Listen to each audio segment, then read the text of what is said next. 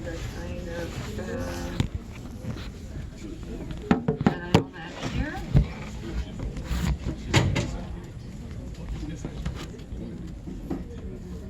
Mechanics, what you need to remember is that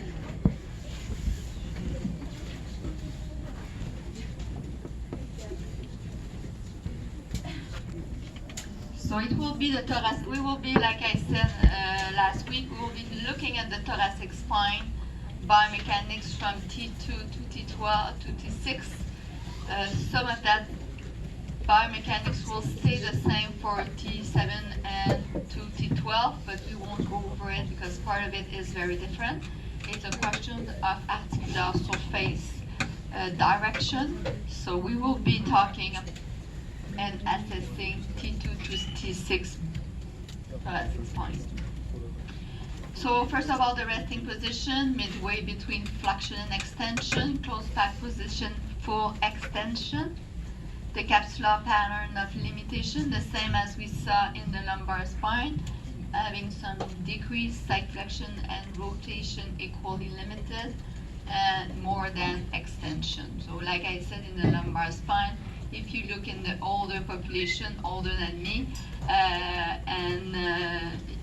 with some OA, you will see that you will see that kind of limitation, side flexion and rotation being more limited equally than extension. From my experience, the side flexion one is the one I found the most limited, but in the literature it says side flexion rotation. Then we will be looking at the osteocinematic and the arthrocinematic of the thoracic spine. What you need to understand the most is the arthrocinematic, but sometimes to understand the arthrocinematic, we need to go over the osteocinematic. So osteocinematic, the movement of the bone relative, the movement of the bone versus the arthrocinematic is the movement of the articular surface. So if you look at rotation, as you are moving in rotation, there will be an anterior rotation, an anterior translation, and a small distraction. If you look at the arthrocinematic, from flexion and extension, it will be the same as the lumbar spine. So it won't be that difficult as we talk about the thoracic spine for flexion, extension, and rotation. Is the side flexion that might be confusing at first. So flexion, we are always talking about the superior facet on the inferior facet of the joint to keep it more simple, but there will be a superior anterior. For now you can say superior glide at the Z joint. So if you move in flexion, as we saw for the lumbar spine, the superior facet is moving superiorly and a little bit anteriorly. This is at the Z joint. So then you need to remember the thoracic spine, what we said last week, is we do have the Z joint, but we do have the CT joint. Remember the CT joint was the joint between what and what? The ribs and the transverse process and the ribs. It is the costal transverse joint. Costal for ribs, transverse for the transverse transverse process.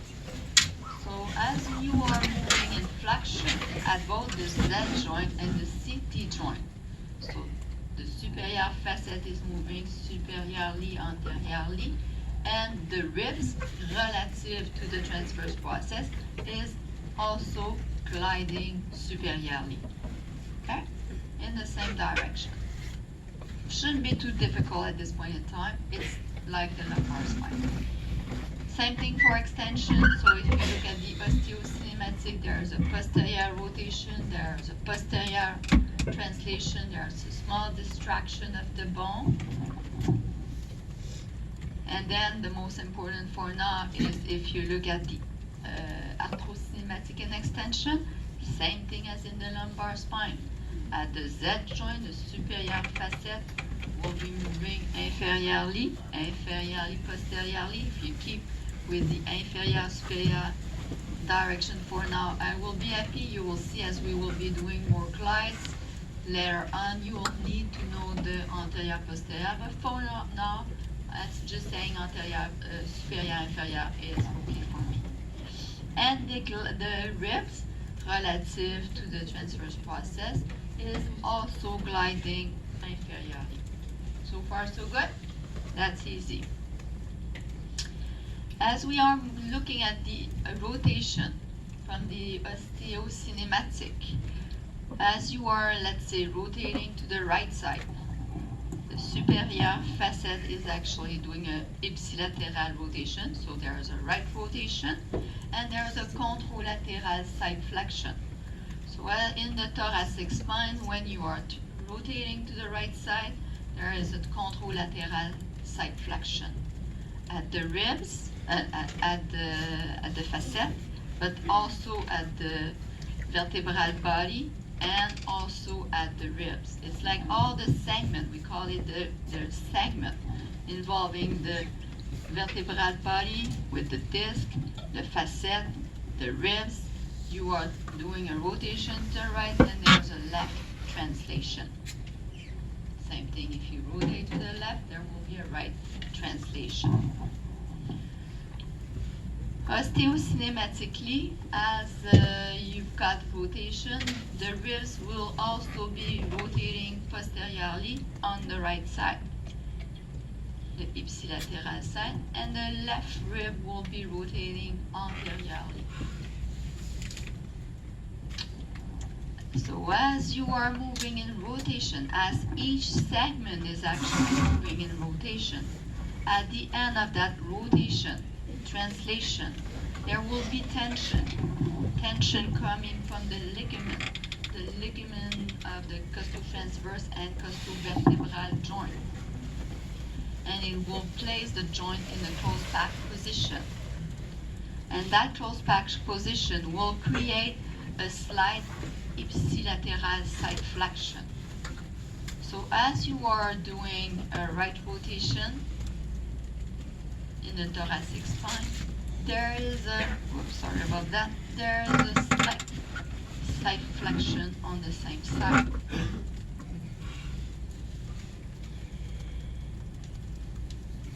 And this is from ligament, from articular surface. It's not something that you can just do yourself. It's from the anatomy, biomechanics of the joint. Okay? So far, so good. So if we look at the arthrocinematic, will be the same as, maybe not this here, but will look like a bit what we saw in the lumbar spine.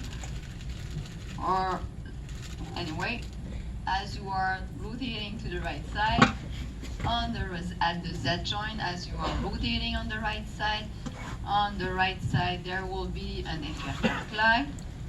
On the left side there will be a superior glide. So see it as you are turning to the right side, there is some side flexion on the right side too. So that rotation to the right, side flexion to the right, will create an inferior glide on the right side, a superior glide on the left side, or the contralateral side. Everybody can see that? And it will be exactly the same at the costotransverse joint. So there will be an inferior glide on the ipsilateral side, right side, and there will be a superior glide on the contralateral side, left side. So if you are turning to the right side, you need at the thoracic spine, you need to remember the rotation. With the rotation, there is an ipsilateral side flexion that will explain the extension at both the Z joint and CT joint, extension or inferior glide on the ipsilateral side, here right side, and on the contralateral side there will be a flexion or a superior glide at both the Z and CT joint. So far so good? Question? So if you are limited in extension, let's test you right away. So if your patient, let's say, is complaining of pain on the right side, and there is some limitation in extension, nothing in flexion, which rotation should be involved if the problem is on the right side? Right or left? Right. Who would say right? Who would say left? Who don't know? So we said, as you are rotating to the right, so as we are moving in extension, there is an inferior glide on both sides. So we are looking for something not moving in inferior glide.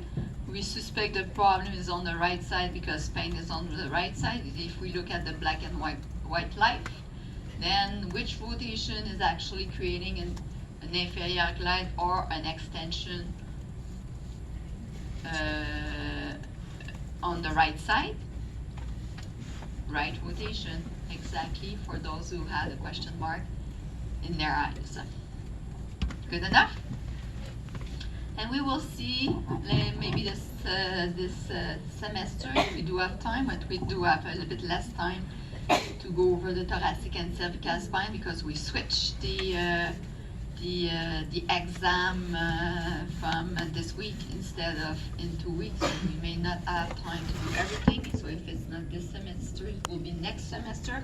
But we will see that there's combined movement as we were doing in the lumbar spine, and those combined movement will be using that biomechanics. Yes. So when it says vertebrae contralateral translation shift, it says left side flexion. Wouldn't that be like right side flexion? It doesn't say left side flexion. It says left. It says left side flexion. It's written side flexion. Yes. So just remove side flexion. It's left translation. I don't know. It should be. I don't know. I think you've got the same version. You've got the same version as me, so I don't know. So it's left. But actually, the pathology that you will see with the translation, something that I see often in the thoracic spine, involves a manip. So we won't be talking about it. It's mainly for you to understand the rotation side flexion, so don't worry about that. Like I said, worry about the arthrocinematic for now. Okay, good enough. Thank you to let me know. I will have to check on my other slides, but usually you've got my slides, so I don't know. I didn't change anything from when I posted it. Rotation. So we did the rotation. The one that is actually confusing is the side flexion. So if we look at the osteocinematic, and that's why maybe I went over the osteocinematic with the other movement, but you need to understand that osteocinematic to understand the arthrocinematic as we talk about the side flexion component. So side flexion, I like to just give you an example. So if you are right side flexing on the ipsilateral side, whoa, that's more than late.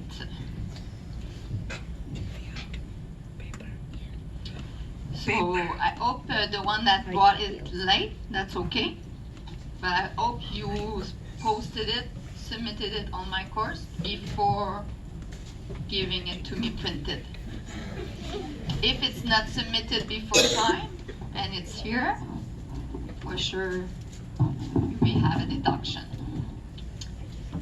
Okay, so side flexion, we are doing right side flexion, the ipsilateral ribs, so the right ribs will be moving inferiorly, the left rib will be moving superiorly. Sorry if you don't agree with what I just said, but there is people who actually print everything and was there on time, so I don't want to talk about it for now. We don't have time. If you do have a concern with it, just come and see me after class. Okay? I don't want to. Most of you did everything that was needed to be done, so that's okay. And I said if it was submitted on time, that's fair enough. But I said if it's submitted late and you bring it late, you're late in both places. That's something else. Okay? Then don't worry about other people who submitted it one way. So Side flexion, if you are right side flexing to the right side, on the ipsilateral rib will be moving inferiorly. The superior, so in extension, the contralateral rib, the left rib will be moving superiorly. The vertebrae will be side flexing to the right side. So if I'm doing a right side flexion, the vertebrae is doing a right side flexion, and the ribs are following the vertebral body. So far, so good? That's the osteocinematic first part. The thing is, at one point, through the range of that side flexion, the ribs are approximating, and that approximation is caused by the iliac crest. So if you are side flexing to the right side, the last rib will be approximating the iliac crest on that right side, and each rib will be approximating each other. So at one point throughout range, before the end of range, that approximation will cause the ribs to stop moving. But the vertebral body will continue its side flexion. That's what you need to understand. And that approximation will have an effect on both the ipsilateral side flexion side and the contralateral one. So, as if we look at the arthrocinematic, because the ribs are approximating, it will change the direction of the movement of the rib relative to the transverse process. So if we start with the Z joint, that's easy. If you are doing right side flexion at the Z joint, it will be the same as in the lumbar spine, where you will have the right side moving inferiorly or in extension, the left side moving superiorly or in flexion. At the CT joint, because the ribs are approximated, because it has stopped moving, the ribs will not be moving, but the transverse process will be moving. So it will be a movement of the transverse process relative, it will be a movement of the transverse process relative to the ribs. And because we are talking about, as we talk about the CT joint, we are talking about the movement of the ribs relative to the transverse process. You can see that, let's say I'm side bending on the right side. If the transverse process is moving inferiorly more than the top of the ribs, the transverse process is moving inferiorly, it will be like the ribs moving superiorly. So what you need to remember is, as we talk about the costo-transverse joint, we are talking about the movement of the ribs relative to the transverse process. And since with side flexion, the ribs is not stopping its movement before the end range of the vertebrae, so the vertebrae involving the transverse process, it will give a different direction of the ribs relative to the transverse process. So at the Z joint, we said same thing. If we look here, that's the Z joint. So if I'm side bending to the right side, as we said for the lumbar spine, the Z on the right side, the Z joint superior facet will be moving inferiorly in extension. The contralateral facet, Z joint on the left side, will be moving superiorly, like in flexion, same as the lumbar spine. But if you see that transverse process is moving inferiorly, can you see that it will be like a superior glide of the ribs relative to the transverse process on the right side, ipsilateral side, and it will be because the transverse process on that side is moving superiorly. We are talking about the vertebrae, the transverse process. It will be like the ribs moving inferiorly. If you understand this, you understand everything. That's the thing that needs to be understood. And that biomechanics will be creating, because of the articular surface of the Z and CT joint, because of that locking from the ligament capsule, as you are side bending to the right in the thoracic spine, it will actually create a contralateral rotation. So if you are side bending to the right, you will have some left rotation. If you're side bending to the left, there will be a right rotation.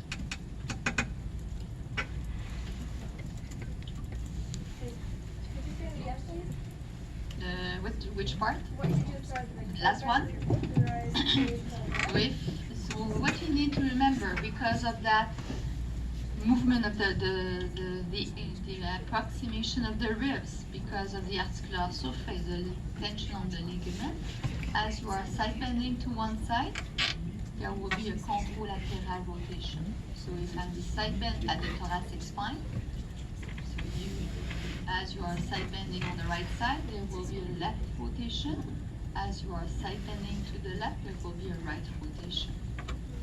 So we said, if the first movement that you do is rotation, there will be some side flexion in the same direction.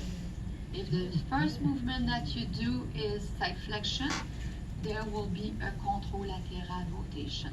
For sure, you're not seeing me turning all the way around. It's at the articular surface level that we are talking. But it will help. It will help our analysis of the range of motion, because I will have to find out if I've got a Z joint dysfunction or if I've got a CT joint dysfunction, as we will be talking about hypo. What else do you need to know? So like I said, stick with me. We will be doing a little going over that principle in a few minutes as we go over the hypomobility section of the thoracic spine, and we will go over it one step at a time. And you'll say, okay, that's obvious by now. Okay, by the end of it. What else do you need to know? Breathing. So if you're looking at the breathing pattern from ribs 1 to 6, like we said last week, it's a pump handle action. So there's an increase antero-posterior diameter. As you are breathing in, on the back, we are talking about the ribs relative to the transverse process, there will be a posterior rotation. As you are breathing out, there will be an anterior rotation. That's what you need to remember. Just remember that if you are assessing lower down, ribs 7 to 10, it's more like a bucket handle. And then we will see the biomechanics of it, which is different. That's why we don't have that same pattern of movement in the low part of the thorax later on. Not this semester. Okay? Questions? Let's move on to the pathhho.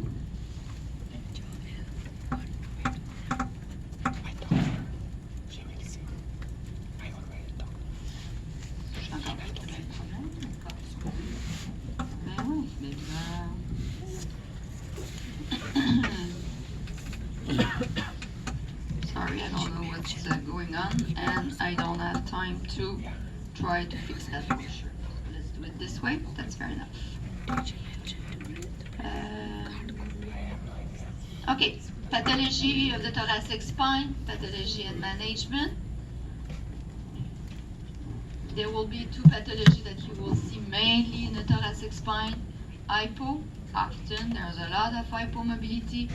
There's actually a lot of fixation of the thoracic spine. You will see some hypermobility, rarely disc. So the thing that you need to know the most is hypo, then hyper, and the other one. Okay, but you will see a lot of hypo, and you will see a lot of hypo tomorrow as you will be assessing among yourself. And it's worse and worse over the last years. I've been assessing my patient, yourself has been, my student have been assessing themselves for many years. I've been doing that for 12 to 13 years. And I was at the beginning saying, okay, if you find an hypo on someone, a dysfunction on someone, let's place it here and we're gonna analyze it all together. And I was having 2, 3 students at first, then 5, then more than half of the group will have some hypo fixation of the thoracic spine from the last 2 years.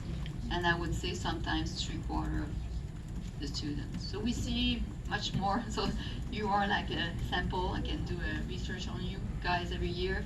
But I see that there is a much more thoracic spine involvement. It doesn't mean that you do have pain. Remember, if one segment is not moving well and the rest of it is very mobile, as it's the case for most of you, not all of you, but most of you, you may not have any pain. Maybe sometimes you will say, oh, I've got a little pain there, it's a muscle tension. If you do have that muscle tension, it's often because it is protecting something under it. So you may have something that you think is only tension from a muscle, but actually there's something under that joint. And what you need to remember as you will be assessing yourself, we will be able to identify what is your pathology. Okay, so it will be easy for us in most cases. If you do have an hypo, it will be pretty straightforward from black and white as we will be doing right now.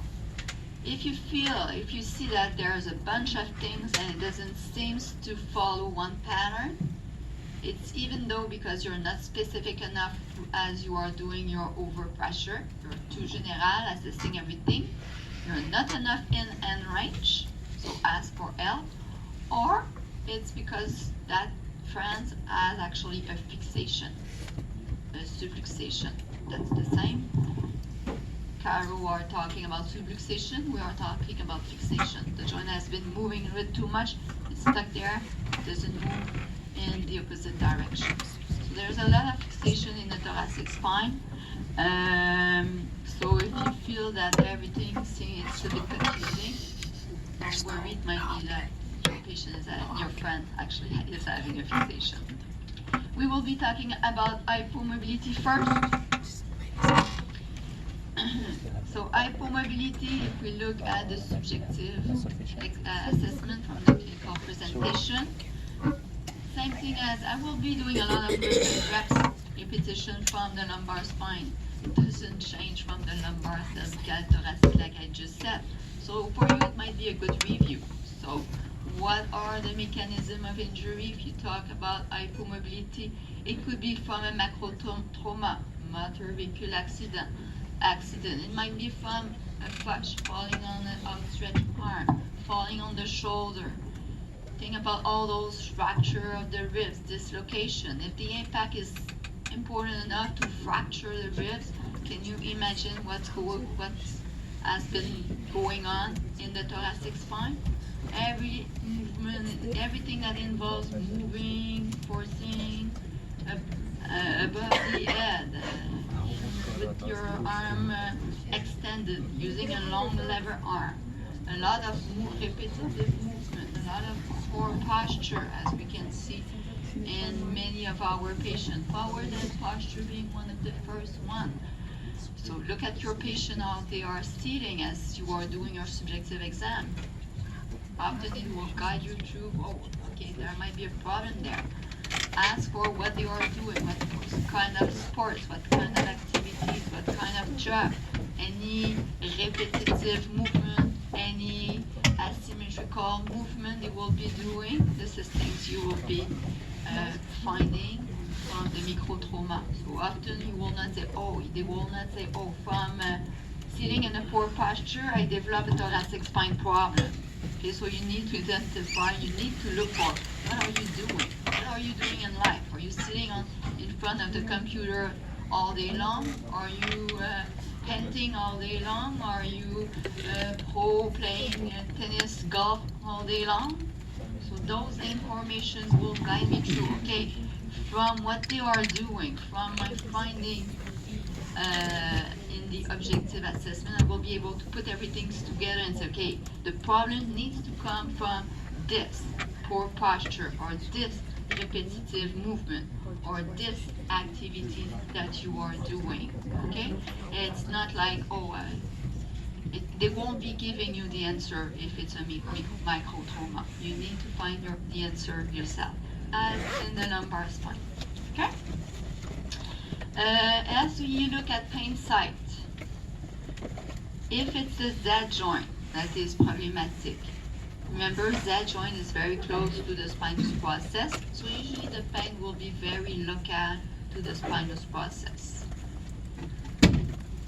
And so we are looking at pain, Z joint, pain site, pain pattern. What I will say is there will be pain, decreased range of motion, in rotation and side flexion on the same side.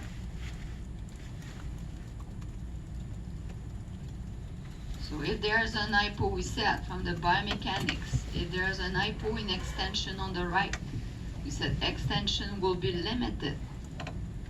We said if we're doing right rotation, there's at the Z joint, there's an extension on the right side. We said if we're doing side flexion, there's an extension or an inferior glide on the right side. So if the problem is on the right side, very close to the spine, and there's a limitation in the ipsilateral side flexion and rotation, if you understood the biomechanics just before, you can suspect that you will have a Z joint involvement.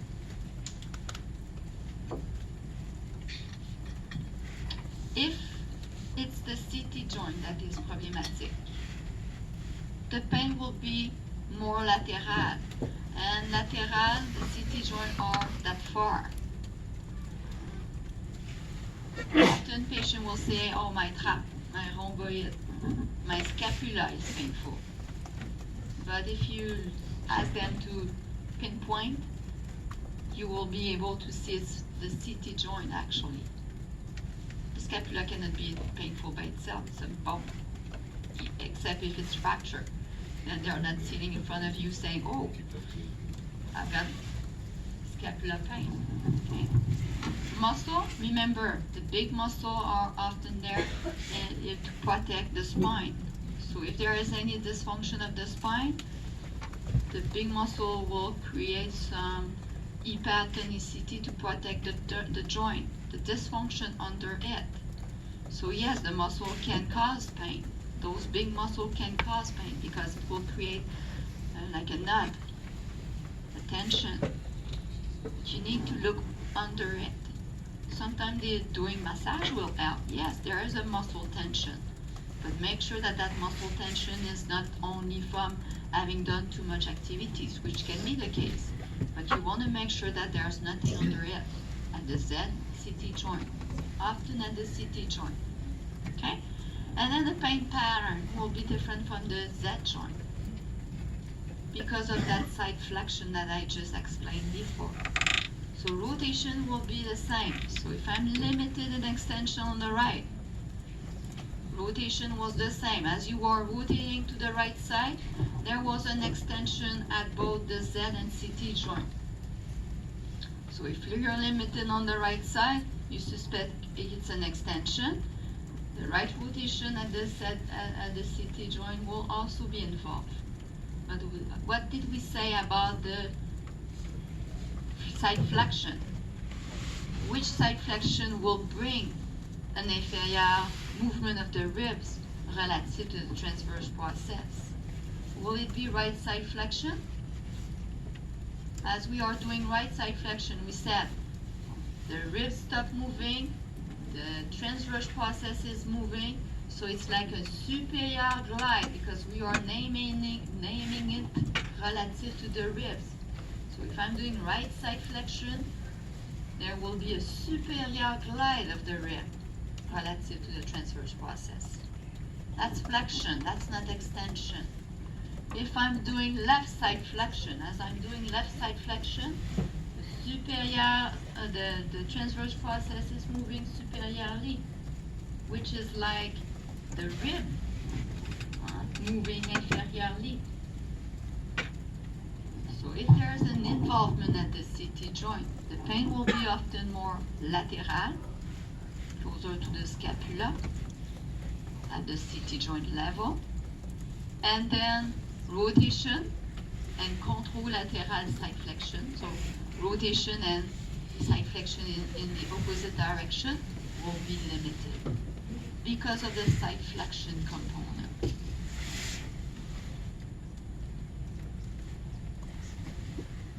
Observation.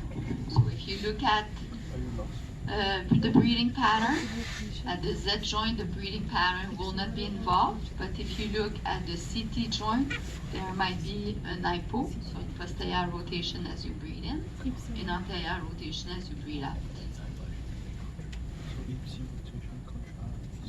Range of motion, like I just said, Z joint, rotation, side flexion, limited on the same side.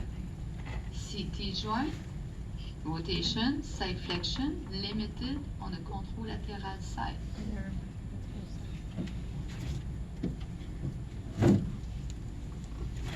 Ah, là, il faudrait bien que je sois capable de vous faire le quiz.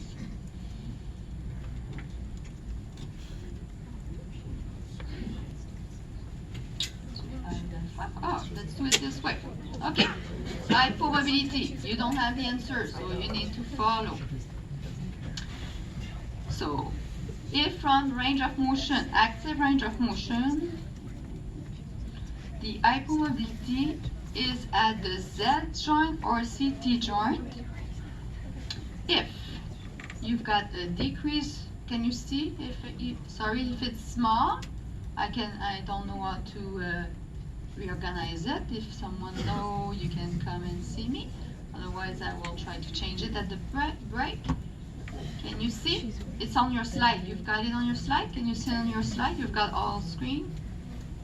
Want me to do it or you don't want me to do it? Can I do it? Good. So if you're limited in right rotation and right side flexion, is it a Z or CT joint? Lift your hand if you think it's a Z. Lift your hand if you think it's a CT. Lift your hand if you don't know. Why is it a Z joint? Can someone tell me? It's a biomechanical thing. So with rotation, both the Z and CT joint are moving in the same direction. So when I'm rotating to the, let's say the left side, so let me change example. If we are rotating to the left side, on the left side there is an inferior glide at both the Z and CT joint. And there will be a superior glide at both the Z and CT joint. As we are doing side flexion at the Z joint, there is the left side flexion, there will be an extension too. So left rotation, left side flexion, there's an extension on the left side, there's a flexion on the right side. So we know from the biomechanics, if you are limited in the same direction, it's a Z joint. If you are limited in right rotation and left side flexion, it's a Z or CT joint? I am going to be doing a couple of them. If you're not good by the end, it's not my fault. CT or Z? CT. Why? limited in the opposite direction, CT. If you're limited in left rotation, right side flexion, CT or Z? Thank you. If you're limited in left rotation, left side flexion, Z. Everybody agree? Bah. First part. Bravo. Cannot hear it, but there's some. Knowing that there is an hypo at the Z joint. Let's move on and analyze everything. How can I find which side is hypo? How can I find which side is hypo? So I can find which side is hypo. Well, we talked about the rotation, the side flexion. So how can I find if the problem is on the right side or left side? Is doing the flexion extension, as we said for the lumbar spine. So if I'm limited at the Z. So rotation, side flexion being limited on the same side. So it should be like a review of your lumbar spine. So I'm limited in right rotation, right side flexion. It's even though a problem in extension on the right or a problem in flexion on the left. Okay, at the Z joint. Then I will have to assess flexion and extension. Which movement should be limited if I've got a suspect of problem on the right side, and right rotation, right side flexion is limited. The problem is in flexion or extension? Extension. Everybody can see that? So right rotation, right side flexion. There's an extension on that side. I suspect a problem on the right side. Then extension, range of motion should be limited. Let's say I'm limited in left side flexion, left rotation. I'm at the Z joint for now, so left side flexion, left rotation. And the problem is on the right side again. Which movement should be limited, flexion or extension? Who would say flexion? Who would say extension? Flexion. So I'm limited. I suspect the problem being on the right side because there's pain on the right side. If I'm limited in left side flexion, left rotation, on the right side there's a flexion, superior glide. So flexion movement should be limited. Okay? Bravo. No, we don't. So, knowing that the Z joint is hypo, which side is hypo? So if you were not sure, I will give you the time to go through it yourself. So right rotation, right side flexion, and flexion is limited. The problem is on the right or left side.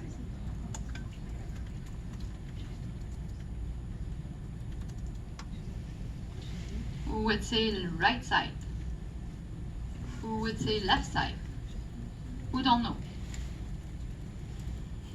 So the left Z joint. Okay, we are at the Z joint. So we said you're limited in flexion, so for sure you're looking for a superior glide being limited.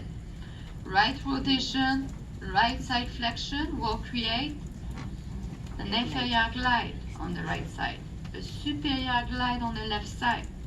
So then you know the problem is on the left side. Okay, let's do another one. You'll see if you're better. So if you're limited in right rotation, right side flexion, and extension, the problem at the Z is at the Z joint on the right or left side. Who would say left side? Who would say right side? Who don't know? Right side, exactly. So you're limited in extension. So we know that there's an extension, an inferior glide being problematic. Right rotation, right side flexion, create an extension on the right side, a flexion on the left side. So if you're hypo in extension at one segment, every time you will be doing an extension at that segment, it will be limited. You see? As in the lumbar spine. If you're limited in left rotation, left side flexion and extension, which side Z joint is limited? Right side, lift your hand. Left side, lift your hand. Don't know, lift your hand. Left side Z joint. Does it become easier by now? Good. The last one, for those who were not sure. Okay, left rotation limited, left side flexion limited, flexion limited. The problem at the Z joint is on the right or left side. For sure, the flexion one is usually the one more confused because you need to think about the direction of the movement versus where the hypo is. So the hypo is on the right side, Z joint. Questions for Z joint?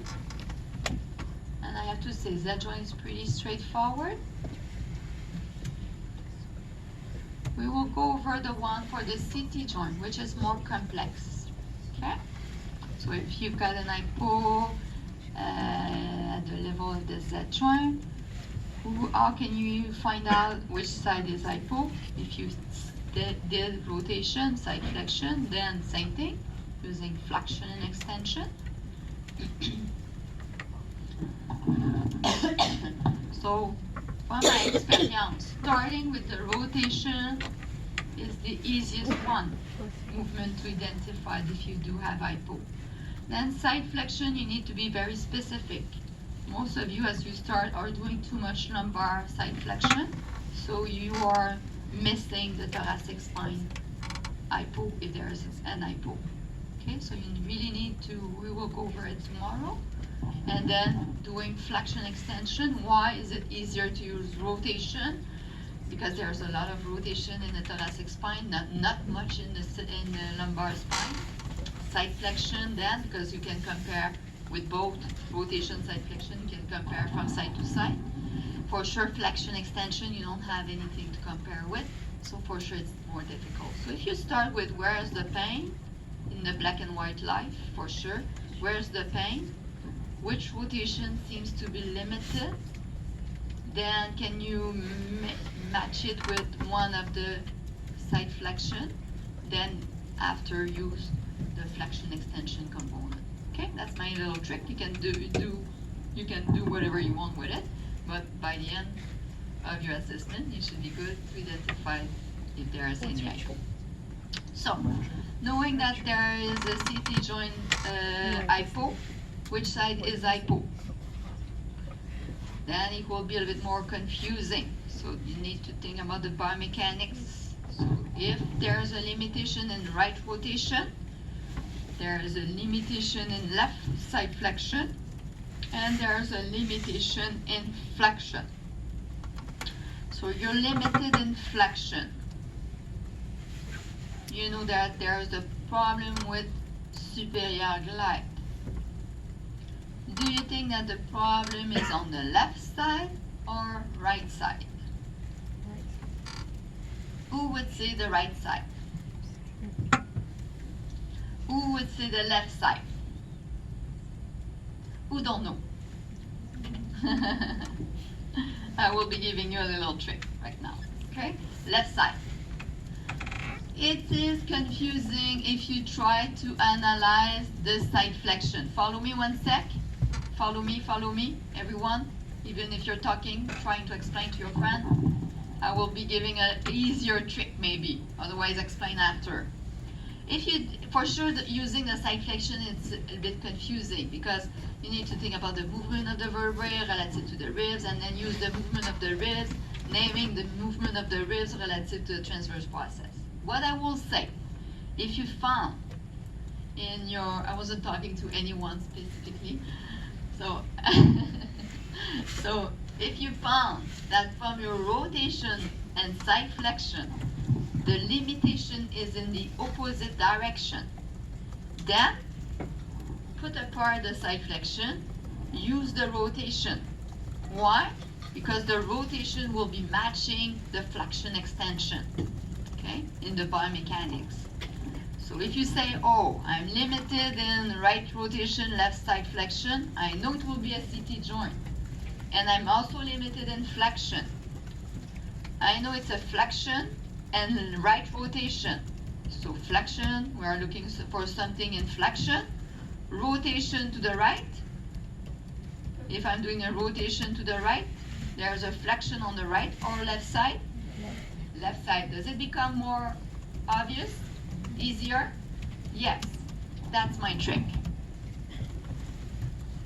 If you try to go through the biomechanics every time, it might be confusing and it might be long. For some of you, the 3D is easy and all those things will come very fast.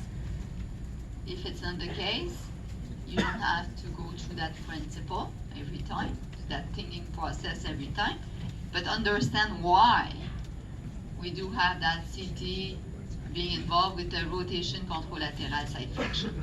So let's try it and see if everybody is okay now.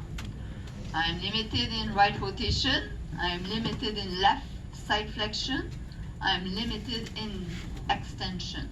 You know, the problem is in extension. And just remember, that's the easy part, because now you know limitation, there's a limitation in extension.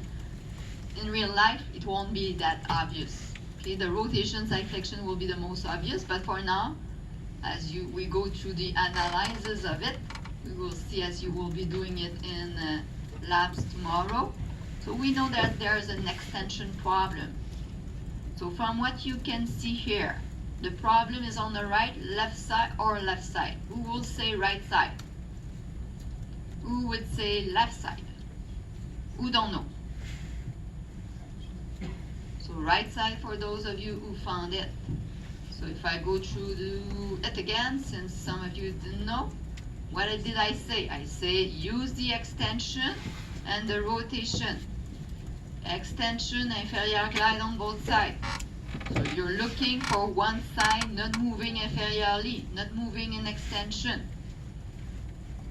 If I'm doing left side flexion, there's an extension on the right side, on the left side. If I'm doing right rotation, there's extension on the right side. So extension will be the one limited.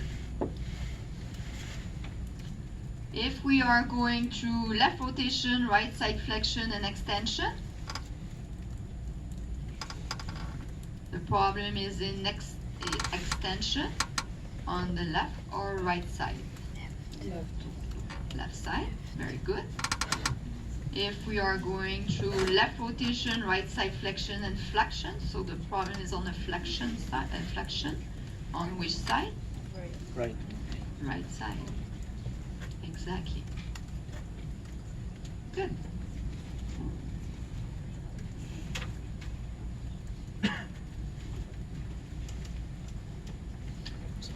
Then, the next goal is to go, je pense que j'ai fini mon quiz là, je suis sûre j'ai fini mon quiz, sorry about that. Because you cannot see much like this. Huh? No, that's the end of the quiz. Okay? So then, from your pain side, sometimes pain pattern, they will say when I'm moving to the right side, feels stiff, I'm limited. Left side. Side flexion is not that obvious, but rotation is often obvious. From pain being more local or more lateral, for sure that's black and white. If there's a lot of muscle tension, it might change your information. If it's a fixation, you may have pain a bit everywhere along that segment. But if it's black and white, like I will be asking you to be good with this semester, you need to look at pain pattern, pain site, and then range of motion.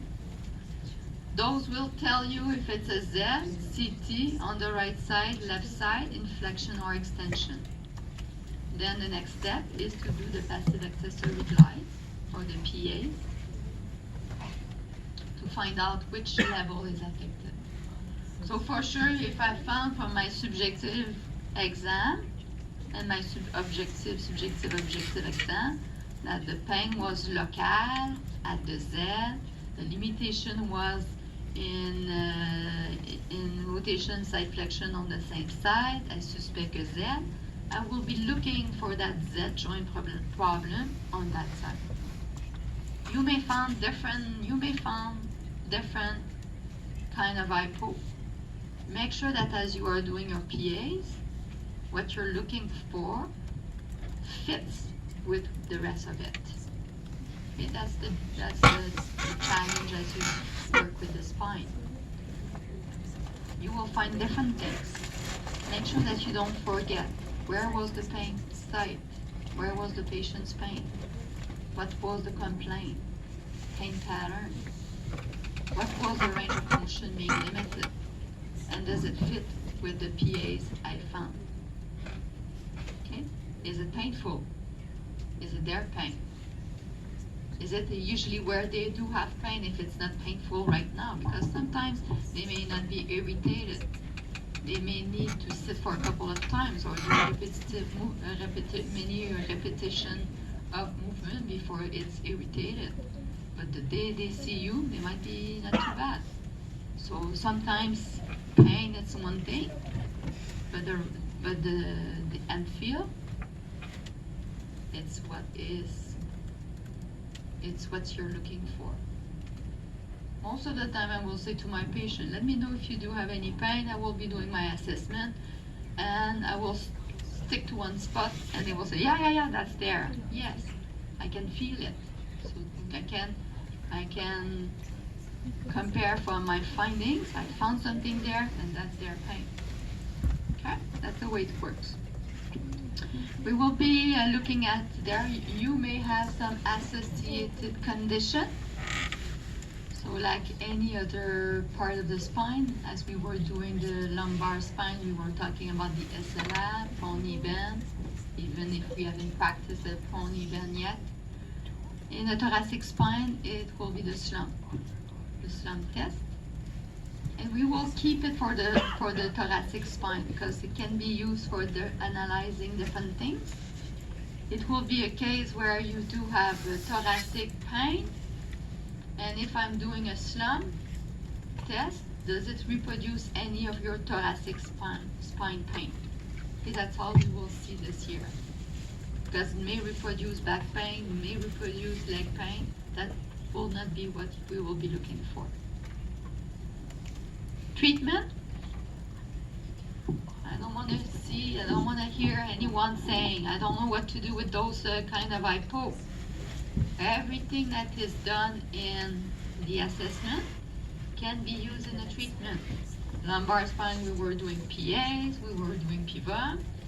That's what you will be doing and giving specific exercise as specific as possible. Thoracic spine, same thing. You've been doing PA, we might have time to do some pivot. If not, you do have PAs for now and exercise. We will go over these this week. That's the hypo. Everybody survive through hypomobility of the thoracic spine. If you like those things of detective, you will like it for sure. And the good thing about it is we will be able to find many on you, and we will be using some of you this week, actually tomorrow, and we will be showing you exactly the process to find those hypo. Okay? Lumbar spine, not always. You're too young. But thoracic spine, a lot. Hypermobility and stability. So it will be pretty much the same as we said for the thoracic, for the lumbar spine. So we will be looking at, so first of all, what's the cause of hypermobility and stability? Could be from the ligament, osteoligamentous system, ligament capsule. It could be from the muscle weakness, but also endurance. We're talking about the inner unit or the local muscle. Or it could be a timing, motor control. We said the timing between the local muscle and global muscle. So IU for inner unit, local muscle. OU for outer unit, global muscle. So you might have strong local muscle, but they're not contracting before the global muscle. So you don't have that good brace to move on. Okay, that's the motor control. Mechanism of injury, same thing as we said for the lumbar spine. And same thing as we said for the lumbar spine. If I'm talking about dysfunction of the lumbar spine, dysfunction of the thoracic spine, I'm talking about hypo and hypermobility. So what we said is you may have a trauma, you may have a micro trauma, macro trauma, and the tissue, and you may have a sprain of the ligament and capsule, and that sprain may heal in a way that is like a big scar tissue, and then you will end up with an hypomobility. Or it may heal with the fibers being in the elongated position, or the fibers not coming back close to each other as it is healing, and then ending up with some hyperinstability. Okay, so the same mechanism of injury can cause hypo or hyperinstability. So mechanism of injury often doesn't tell you much about if you've got an hypo or an hyper. You will see more hypo than hyper, but there is also some hyper for sure. Often a combination of both. So pain site could be at the Z or CT joint, and then the pain pattern will be a bit like what we said for the lumbar spine. So aberrant movement with active range of motion, static posture, increasing pain, manip, auto-manip or being manip by a therapist will decrease pain. They may feel some noise, clunk, clink. That could be some of the clink complaint. Okay? If you can crack yourself easily, you can manip yourself and it feels better after, you may have an hyper. Just remember that if you continue to manip yourself like this, it will become looser and looser and more problematic. So you need to be checked if there is anything above or below that might be hypo. And then there's a compensation at the level. Or you need to do some retraining of the little muscle around, multifidus muscle, to make sure that it's stabilized. Observation, so you may see like we saw for the lumbar spine, some multifidus atrophy. You may see or feel the global muscle hypertonicity. As we talk about range of motion, there will be increased range of motion, and remember what we said, to be considered as clinically hyper unstable, it needs to be associated with pain. If you're moving a lot and you don't have any pain, you're hyperlax, and that might not be a problem by itself. It's not an hyperinstability. You need the pain related to the increased range. So you may hear, they may feel click, clunk again as they are moving. You may see again the creases. So you may see that instead of having those nice curves, there's one place where it moves more than it should. Same as in the lumbar spine. If you do some PA, because it's part of the scan, remember, you will have increased neutral zone, R1, R2, and a normal, capsular and feel if it's a hypermobility, or a soft and feel if it's instability. That's the only place you will know at this point in time if you do have an hyper or an instability. And often there is some muscle atrophy or decreased tone of the multifidus around that little segment. You may or not have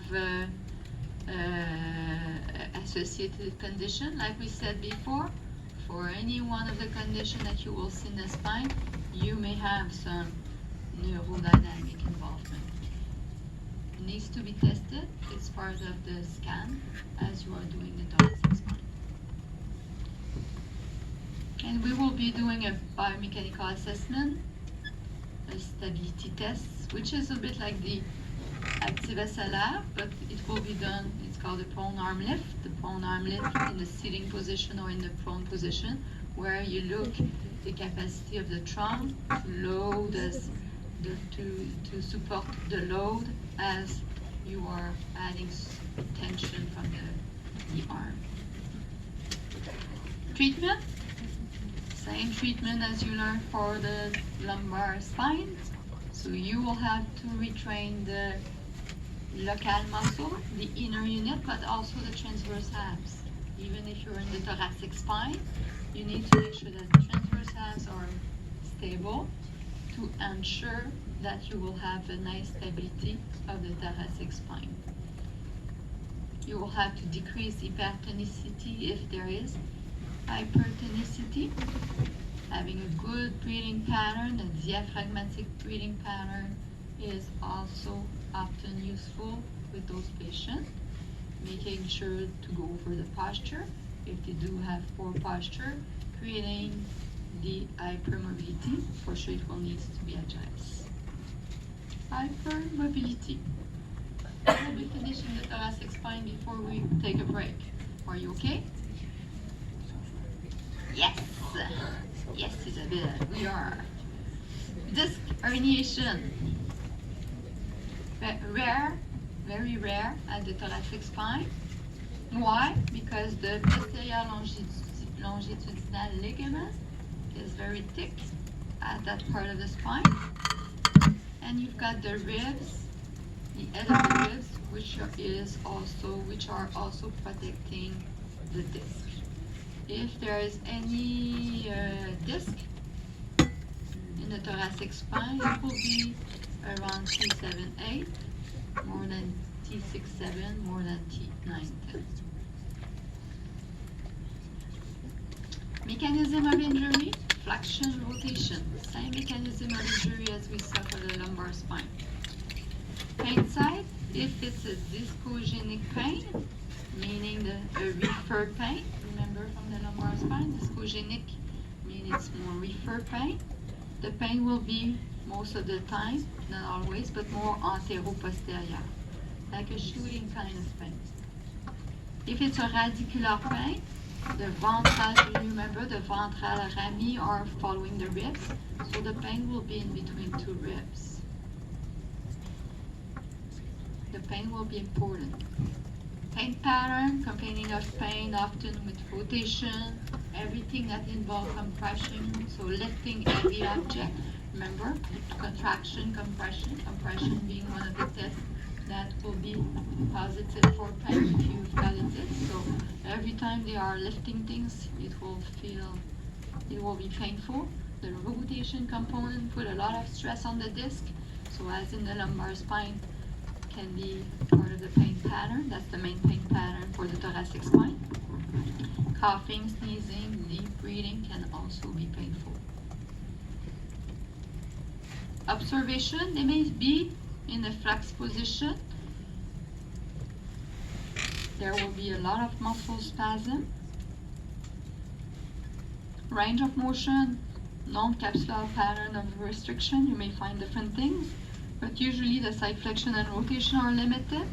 One of the most important significant clue is painful arc of with rotation. So as they are rotating to one side, they will have pain at one angle through the range.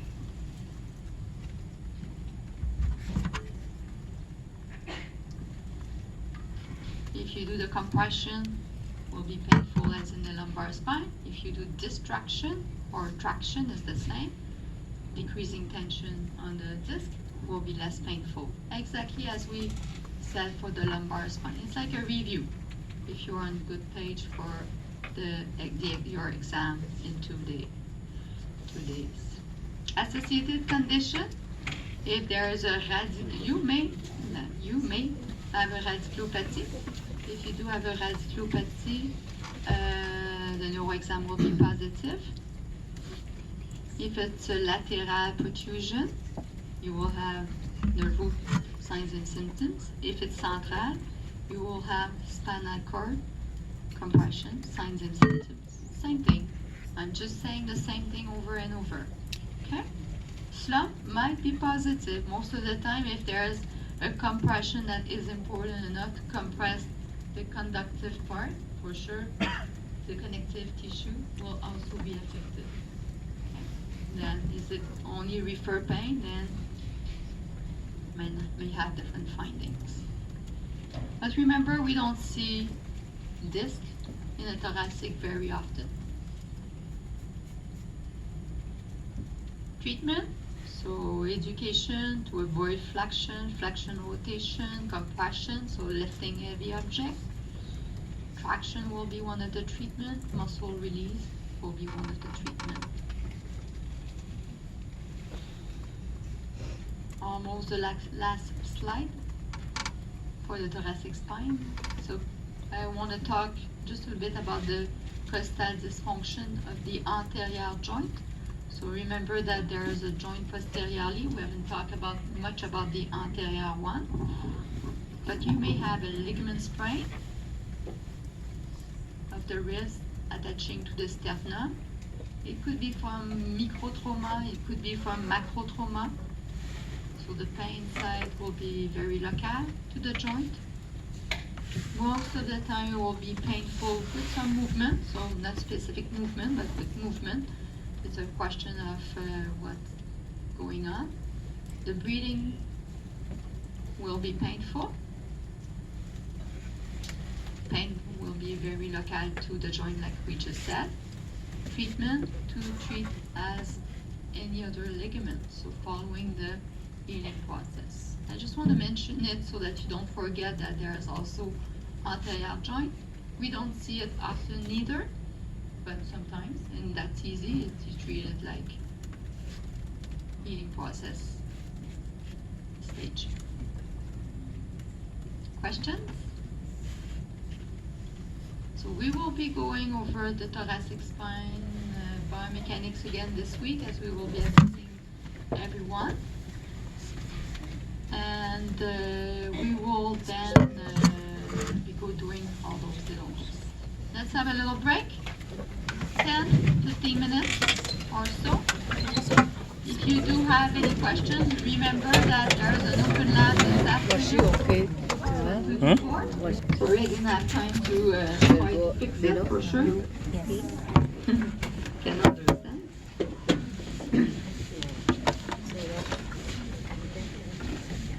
If I do have 2 minutes before the end, just remind me to tell you what all my patient story finished. The one with the leg pain and the thoracic spine, which did not finish well at all. I will go over it if I have 2 seconds. I think it's a nice history for you to remember. Anatomy biomechanics of the cervical spine. So there is 7 vertebrae in the cervical spine. So there is the craniovertebral region, occiput, so the ball of the, which is the head, which is the C0, the atlas, C1, the axis, C2. We will not be talking about those joints this year. We will concentrate our energy because the biomechanics is very complex here. Nothing to do with like anything you learned before. We will be going over the mid-lower region, so assessing C3 to C7. Okay. What's to say? So vertebral foramen. It's large, it's triangular, it's larger than in the lumbar and thoracic spine because there's a lot of material to be moved through that foramen. The intervertebral foramen in the cervical spine is very small. That might bring some of the pathology that you know. So that's the vertebral foramen with the lateral, what we call the lateral mass. You will see this is the lateral mass with the foramen here, the spinal foramen here, and we will see another foramen right there. So there's 3 foramen in the cervical spine. So there is the spinal foramen, there is a transverse foramen, and there is a transverse process there is the intervertebral foramen that you know, so the spinal foramen, the intervertebral foramen, which is the lateral foramen in between two facets, and there is also the transverse foramen. The transverse foramen sits at the level of the transverse process. So if you look at the body, the spinous process, this is anterior, this is posterior, this is the little transverse process, and if you look posteriorly, it will be the facet that we will be assessing. Anteriorly, there is the transverse foramen, where there is a bunch of tissue passing through. So what's in that transverse foramen? There is the vertebral artery, which is an important artery giving blood to the brain. There is the venous and the sympathetic plexus. We will be talking about the vertebral artery next semester. But remember, why am I talking about it right now? Is for you to remember, as we will be assessing the cervical spine, it will be important for you to be very gentle with your friend. You've got the carotid artery anteriorly, you've got the vertebral artery posteriorly. All those artery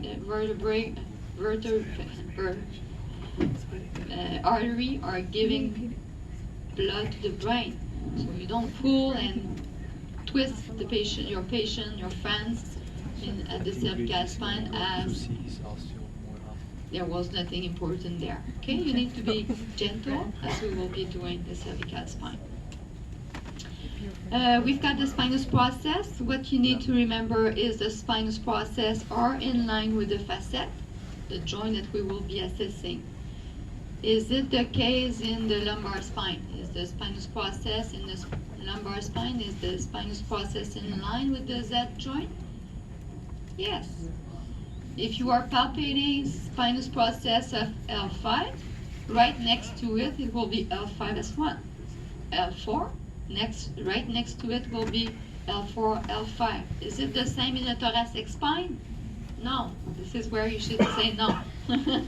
That's okay, you will remember it. We said because the spinous process are of different longer, so some are short or some are longer. So you cannot relate on the spinous process to find out the Z. You will have to relate on what? The transverse process. So you will have to be able to find the transverse process, move medially, be close to the spinous process, and then you will have your Z joint. Okay, we will be doing this over actually tomorrow.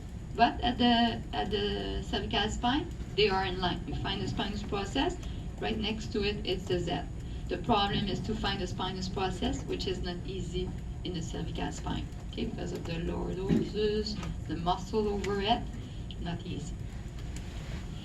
On the vertebral body, we have what we call the uncinate process, which is a little saddle form on the upper part of the cervical vertebral body. It's more pronounced posteriorly, so this is posterior, this is anterior.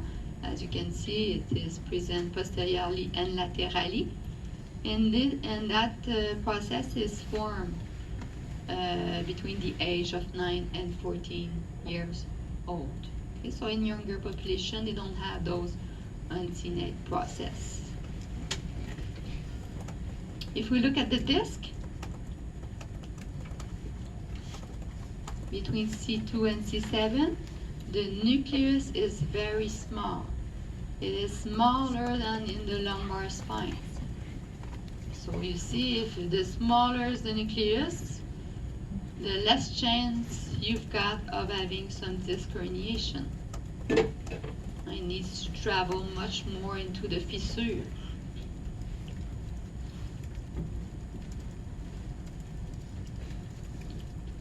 And as in the lumbar spine, and I would say not myself, but what has been found is in the cervical spine, the nucleus is becoming fibrous, so less viscous, earlier than in the lumbar spine.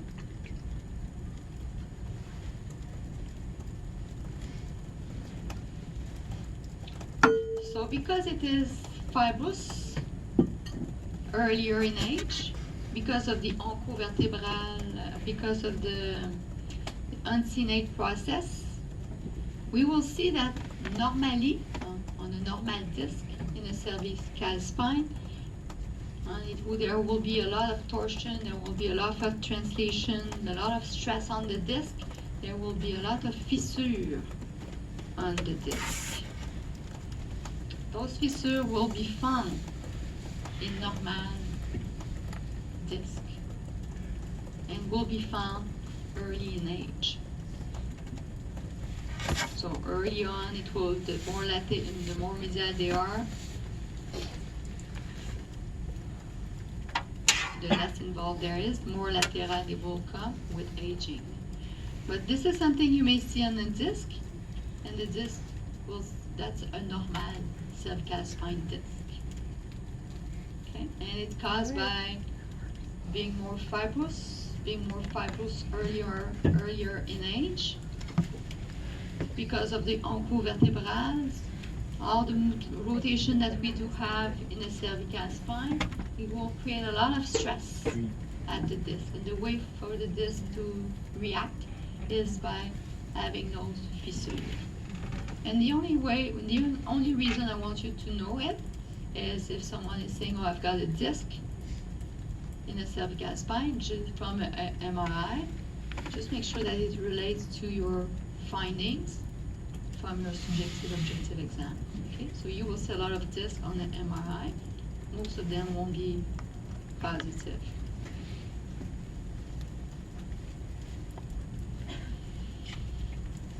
That's all I want to say about this. Z joint, so the plane, they are at about 45 degrees from the horizontal. So as you move from more superficial, more proximal to distal, they are following the eyes movement. So this is the plane it will be in. So the more superficial, the more cranial you will be, the more horizontal they will be. As you move more distal, they will be more oblique. Okay? They are following the direction of the eyes. So the superficial joint will be more horizontal, the vertical one will be more horizontal, will be more vertical. That's one of the things. And then the superior facet, if we think about the joint, so the superior facet on the inferior facet of that joint is facing anteriorly and inferiorly. And remember, we said in the lumbar spine it faced more anteriorly, laterally, so the anterior component was more important. In the thoracic spine, we said it faced more superiorly. So it changed. This is what will change the biomechanics, the movement of all those regions. There is much more flexion at the low cervical spine, flexion extension, and this will create a lot of hypermobility, a lot of instability, a lot of degeneration in the low cervical spine, okay, because of the articular surface angle. And because of the articular surface angle, as you are side flexing to one side, there is some rotation. As you are rotating to one side, there is some side flexion on that same side. We will see it with the biomechanics. As we will be doing some palpation from the spinous process, about an inch lateral to it, there is what we call the articular pillar. Actually, this is a spinous this is the Z joint, which are there. So if you palpate it on yourself, you can feel the spinous process move about an inch, and you will feel like some pillar. So this is what we call the articular pillar. This is all the Z joint that we will be pressing on to assess the mobility of the Z joint.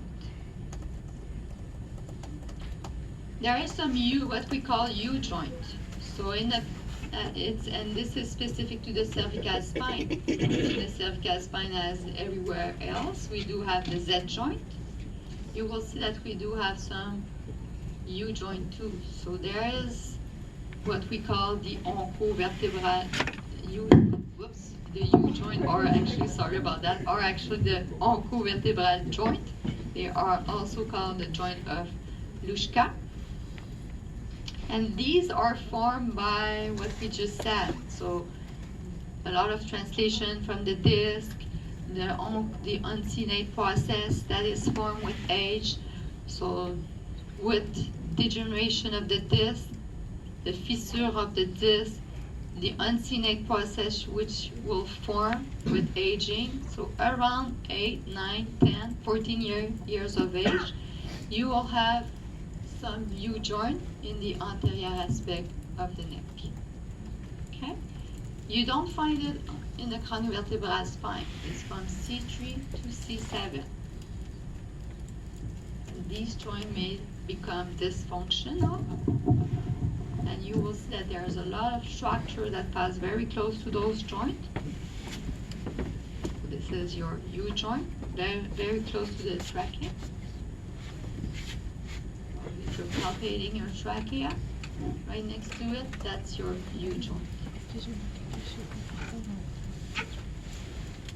U joint here again. What you need to remember is if there is any degeneration of those joints, which is common, you may have some neuromeningeal involvement.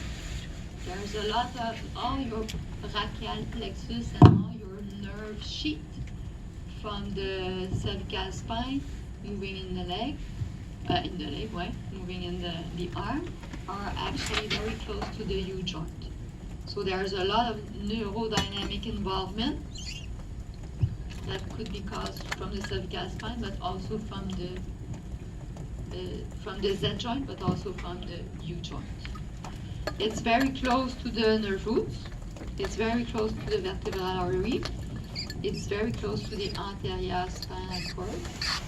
So you may have a dysfunction, a problem at those joints, like a spurs, osteophyte, degeneration, that may be causing some of those impingement signs and symptoms. So you need to look, as you are looking for problem in the cervical spine, you will have to look for vertebral artery compression. It will be seen next semester.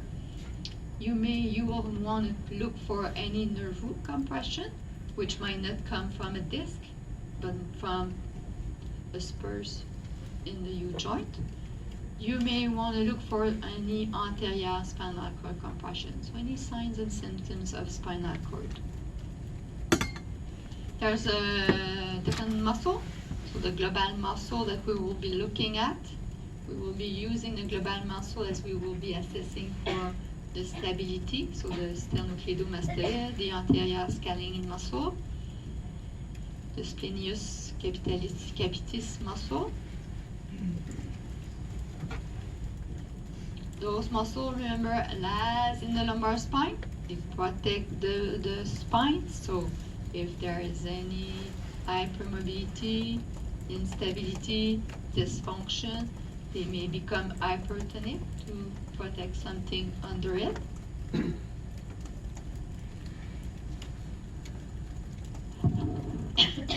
And then you've got the deep or local muscle, the cervical multifidus muscle that we will be assessing only next semester.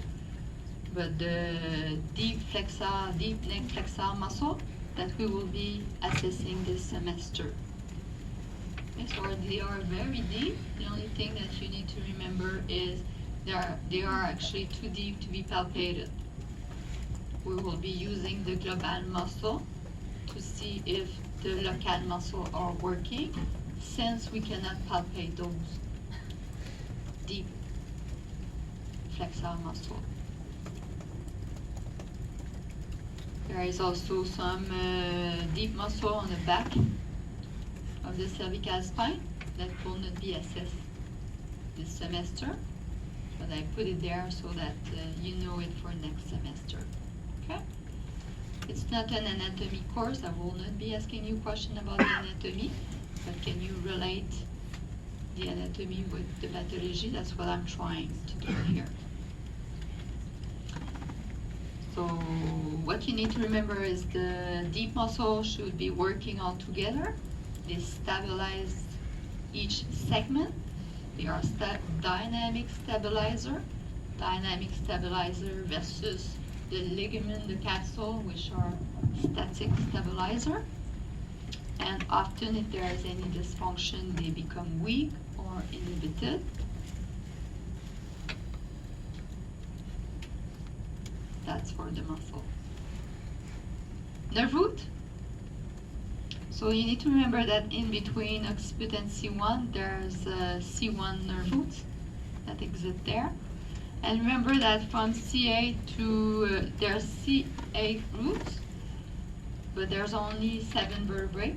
So that's why there's a switch after the cervical spine from where, so T1 nerve root will be in between T1 and T2, but L5 nerve root will be in between L5 and S1 for that specific reason. You need to know from the nerve root, you've got the brachial plexus, so same thing as we were talking about in the lumbar spine, the plexus. In the lumbar spine we were talking about the sciatic and the femoral. Here we are talking about the brachial plexus, which is from C7 and T1. So if there is any pain into the arm, you need to look at the nerve root, but you need to look also at those nerve roots coming from C5, T1. If it's above, it will be giving some sensation to the head, not to the arm. Okay?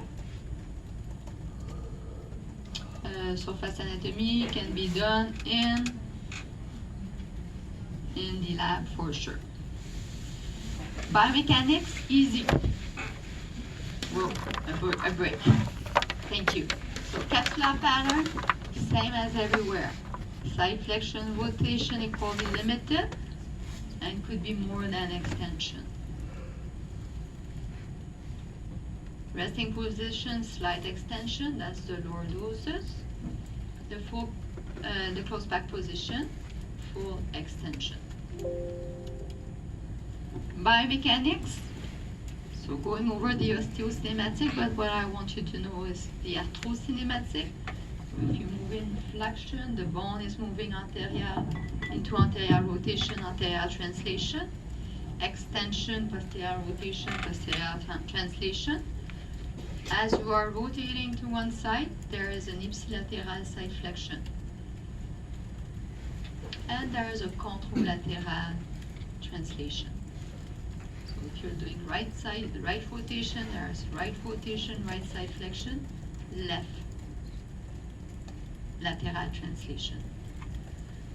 We will not be using the lateral translation at this point in time, but as we will be moving using more technique, you will see that lateral translation will become very useful. Okay?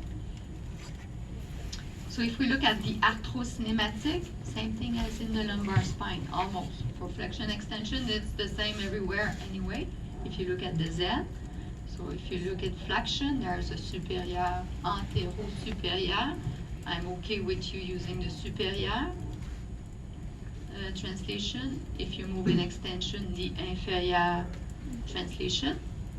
So everywhere along the lumbar, thoracic, cervical spine will be the same.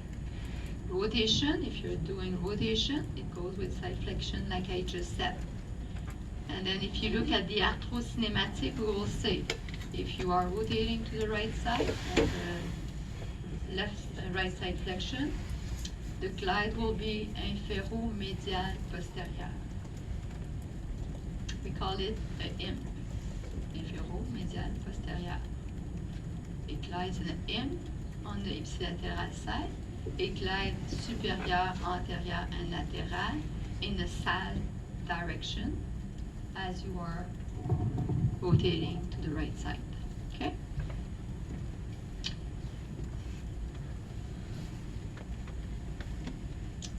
So this is flexion with the superior glide, extension with the inferior glide, side flexion with the inferior glide on the same side, superior glide on the contralateral side as we just saw in the lumbar spine. And if there is some rotation, there will be rotation with some side flexion. So it's like a flexion, it's like an extension on the ipsilateral side, a flexion on the contralateral side. Everybody's okay? Last one. Oups, c'est pas ça que je vais faire du tout. Bouge pas, c'est trop gros sur mon écran, je vois pas.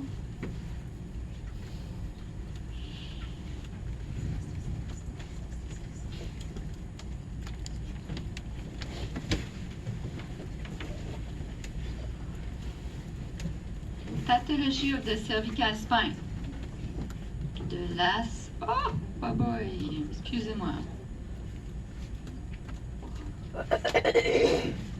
The last PDF for the spine. Whew, almost done. So, sorry, the title is missing. Every time I'm putting it in, it goes away. I don't know why. So what I want you to remember for the first slides is just a little reminder from what we said in the lumbar spine, that every structure that are innervated can be a cause of pain. So all the muscles around the cervical spine, all the joints around the cervical spine, all the intervertebral discs can be a source of pain. I don't want you to know that slides by heart for now, but I want you to realize that many structures can give pain to the cervical spine and the head. So if we look at the ventral, if we look first at the dorsal rami, so the dorsal rami, which is not, so you may have pain from the Z, the disc, you may have pain from the muscle. Remember the dorsal rami, the ventral rami we did talked about? The dorsal rami can give some pain. So the dorsal rami can give pain at the level of the occiput. If you're looking at the higher facet, C2, C3, may give pain in the lower cervical spine. So sometimes patients will be complaining of pain that is more general. Maybe it's not the facet itself, but it's the dorsal rami which is involved. If there's more pain on the lateral aspect, just remember for now that it could be the ventral rami. So there's little branch, depending on at which level you are, that can give pain close to the ear, below the ear, behind the ear, at the level of the clavicle. That could be from the ventral rami. So it's a little irritation of those nerves. And we will learn next semester that the trigeminal nerve can also give pain in the face. And this will be a link with the craniovertebral spine, as we will be talking about the craniovertebral spine. Okay. Then you need to remember, as you talk about the cervical spine, pain can be very local. Pain can also come from, from the tissue. You may have refer pain that will be discussed in a few minutes, but there is also the ventral dorsal rami that could be a cause of pain. It's not always possible for us to say what exactly is causing the pain. But remember that pain is not always exactly where. And a little bit more in the cervical spine than in the lumbar spine. I remember lumbar spine was more, the dorsal rami was closer, maybe a level or two below it, but not as diffuse as in the cervical spine. So this is the ventral rami. This is again the dorsal rami. Remember, it can go down as low as in the upper thoracic spine. So you may have someone complaining of upper thoracic spine, it still comes from the cervical spine. Okay, that's the only thing I want you to remember for now. Same thing for refer pain. So refer pain that can come from muscles, Z joint, CT joint. So you can go down as low if you think about C6, 7 as almost the lowest part of the scapula. So someone may complain of pain there. You are assessing the thoracic spine, you don't find anything. You will have to move up and look in the cervical spine. Okay, you've got someone with pain at the occiput. Realize it could be C2-3 giving pain there. Okay, that's the only thing I want you to realize at this point in time. There's also some muscle. Muscle may have some irritation that created what we call a trigger point, which is a little place where there is an accumulation of waste product, the same as when you train too hard. And then there will be pain at a specific place. If you palpate it, it will feel like a little nut. And it may spray around that little nut. So if it's active, it will cause pain. If it's latent, it may cause no pain, but it may cause some weakness or stiffness. So realize different muscles may create, so different muscle, if we look at the upper trap, you may have, there's a little nut there, a trigger point there, that can give pain everywhere along that nut. Okay, so see, pain site can be very difficult sometimes to identify where exactly, which structure is the problem, what exactly is causing the pain. Hypomobility. So am I repeating myself? Okay, oui. Mechanism of injury, macrotrauma, microtrauma, often sustained posture on your forward-head posture, all the time you spend on your laptop not moving, all the time you spend studying, not moving around. With time, it will create some problem.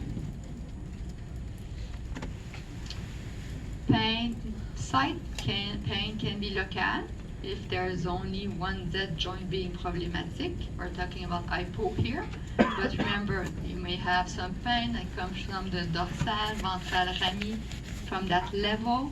Could be refer pain, could be trigger point.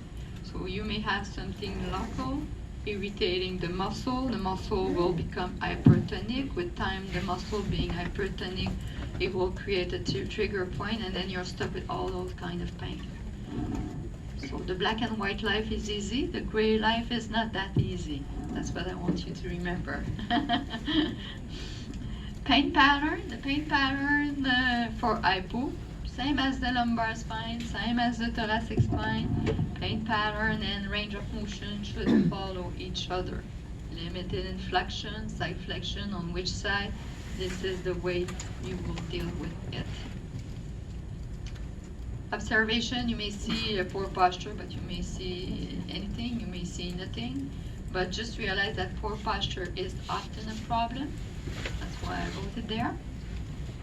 And like I said, range of motion should follow the biomechanics. Is it limited in flexion or extension on the right or left side? So flexion, extension should be, one of them should be limited, and it should follow with the side flexion rotation. So if it's limited in extension on the right, so extension will be limited, right rotation, right side flexion will be limited. If you're limited in flexion on the right, flexion will be limited, left side flexion, left rotation will be limited. Okay, biomechanics.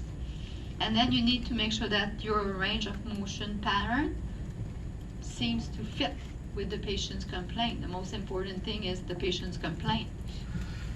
The goal is to make sure that you are identifying what's the patient's complaint and it fits with your findings.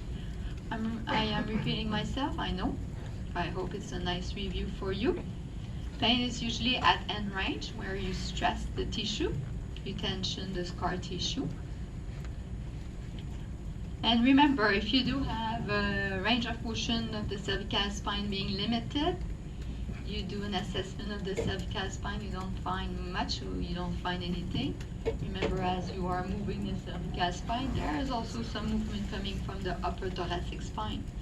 So if you don't find nothing in the cervical spine, don't forget to look in the thoracic spine. That might be where the problem is.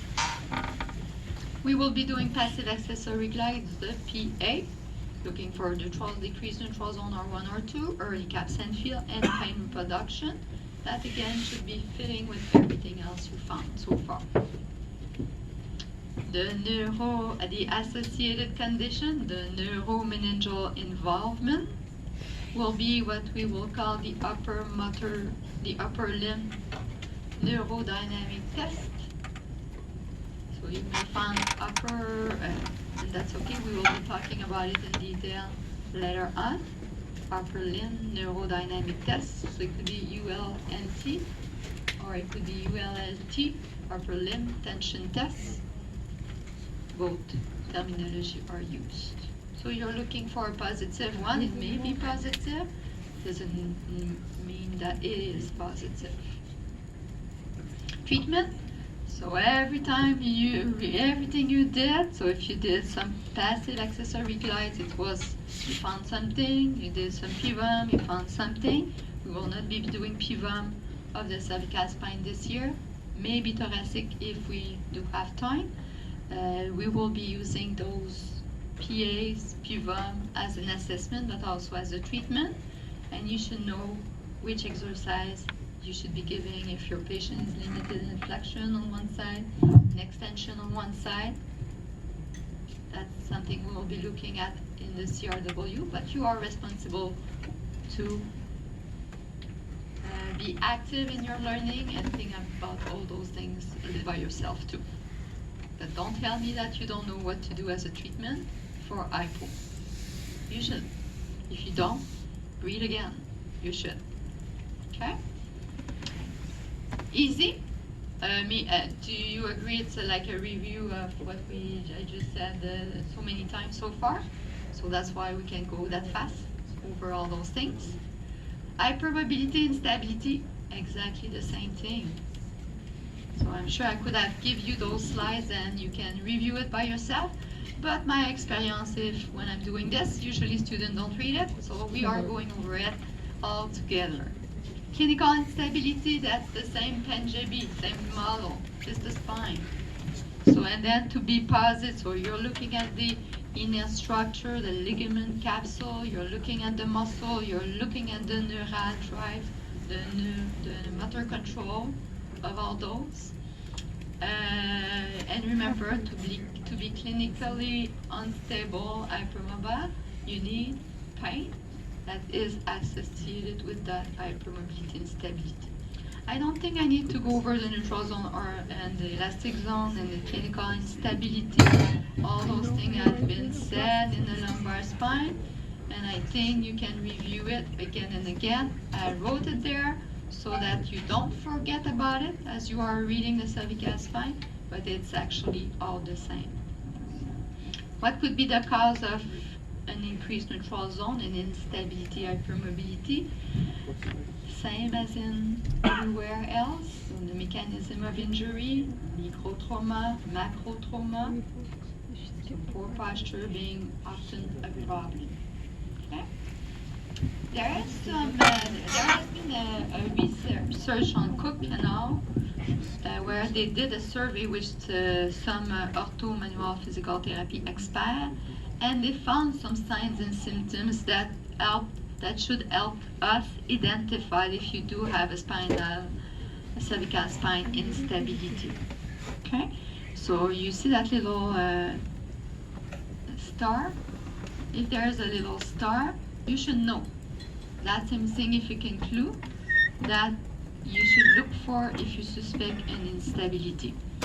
So there's things that are not there. There's other aspects than the star, but the stars has been shown to be more important as significant clue. So mechanism of injury, same as I said, could be a macrotrauma, could be a macrotrauma, or a micro or macrotrauma. I'm trying to talk too fast, sorry about that. What you can remember is often in the low cervical spine, we said because there's a lot of flexion extension from the vertical alignment of the articular surface, there will be a lot of hypermobility and instability because of the poor posture too. So often it will be hypermobility, instability in the low cervical spine, craniovertebral spine being hypo, upper thoracic spine being hypo. This is something you'll see often. You may see different things too, but this is something that is common. The pain side, like I said, same thing as in the hypomobility. Could be local pain, or could be referred pain, pain coming from the dorsal ventral rami, could be muscle pain coming from trigger point from muscle.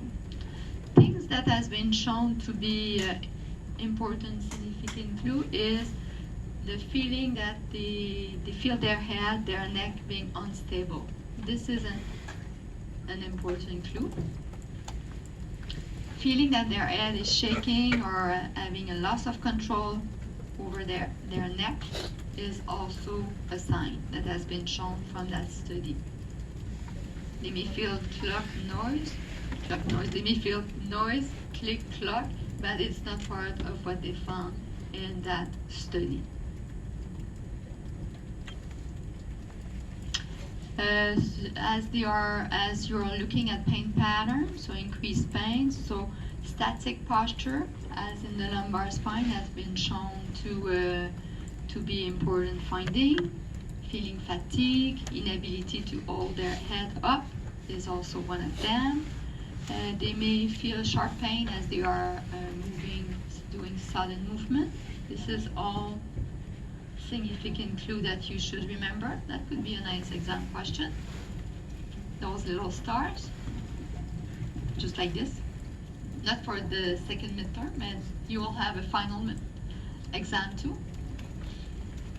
Pain will be decreased with manip, as we said for the lumbar spine. This is one of them too. And using an external support, so often they like to hold their neck, or they like to use a collar, a brace to support the neck. That's a sign that they might have some hypermobility, instability as being the cause of their pain. Observation, you may see poor posture, you may see creases. For sure, when someone is seated like this, you may see in the low cervical spine that nice creases. That could be a sign that there's too much movement, too much translation at that level. That's what you are looking for. So range of motion, looking for increased range of motion and pain. Could be associated with click clunk. Maybe the movement is not smooth. That has been shown as a key sign for clinical instability, aberrant movement, so a movement that is not fluid.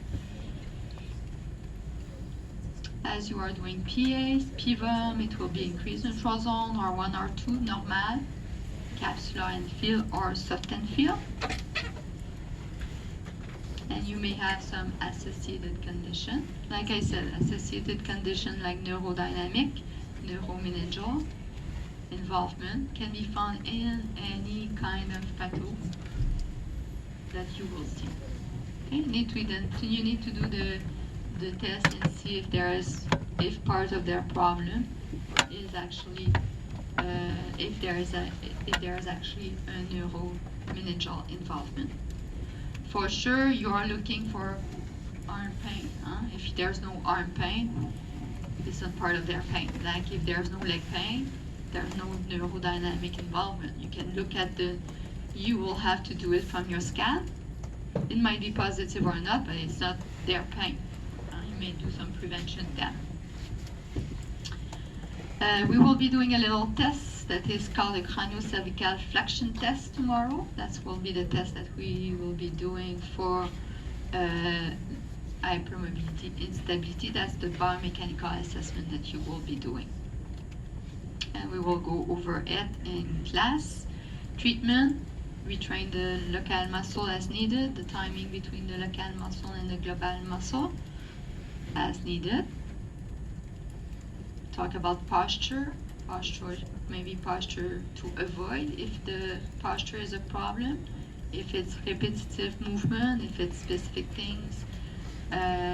We need to go over those things with your patient. Make sure that you look at all those strange positions when they are watching TV, when they are in bed. You can see all those strange things always. How can you be comfortable in that kind of position? I cannot believe sometimes the way people are just lying down. How bad it is for their back, their neck. So yeah, if you sleep in that position for 4, 5, 6, 8 hours, yes, for sure you will cause some strain to your tissue. If you're watching TV for some time, then you are like in that kind of strange position, same thing. So ask for those things, look at those things with them. So show me exactly how you sleep. Show me your sleeping position. And sometimes you say, whoa, okay, I can understand. Treatment, education for education, cervical spine mobilization above and below. Like I said, if there is some high probability instability in the low cervical spine, you may have some, often you will find something, if it's not from a major trauma, most of the time if it's from poor posture, repetitive movement, something that comes with micro trauma, you may find something hypo above and below. If you're trying to stabilize the lower cervical spine but it doesn't move above and below, you will not change much by just doing retraining of the local muscle. And we will be doing some neuromuscular control exercise. So for this year, like I said, you are responsible to be able to assess the local muscle, some of the local muscle that we practice in lab. We will be moving on to doing much more next semester. Okay, adding the global muscle, talking about motor control and everything. It has been shown that there is a relationship between instability, hypermobility, retraining of the local muscle, and decreased pain in our unstable patient. That's what it says. Lateral central stenosis. We said that the foramen, the lateral foramen is small in the cervical spine. We said that we do have also the U joint that can also be problematic. So it's usually from degeneration. So from bone spurs, degeneration of the Z, but also the U joint. And DDD, this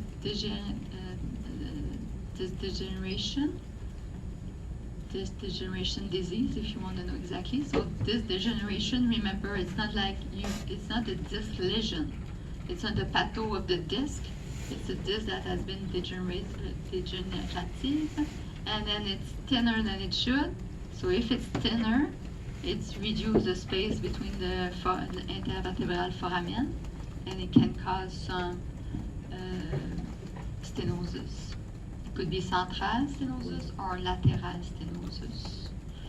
In the older population, for sure, maybe not as old as in the lumbar spine because the intervertebral foramen are smaller, like we said.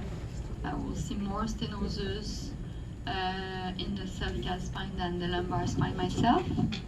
So maybe at first the pain may be at the neck, and then maybe I won't say it's a stenosis. I might say, oh, there is some hypomobility, there is something else.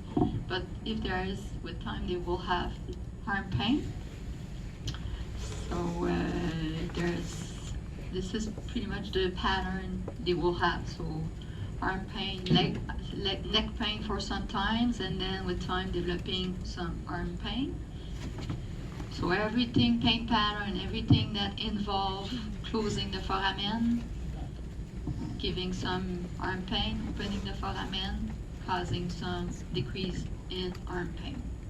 I've got one nice case I assessed last week. I said, oh, you would be perfect for my student. You're a black and white case where he was having neck pain for some long time.